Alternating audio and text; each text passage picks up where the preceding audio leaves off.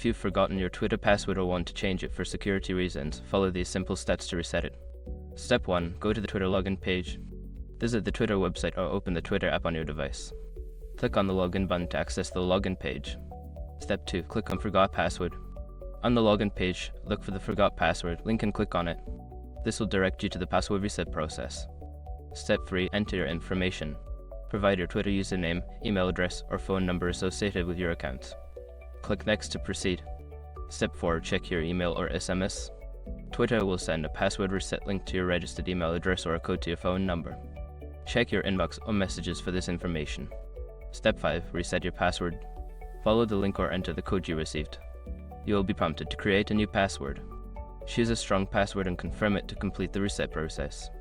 Now you can log into your Twitter account with your new password.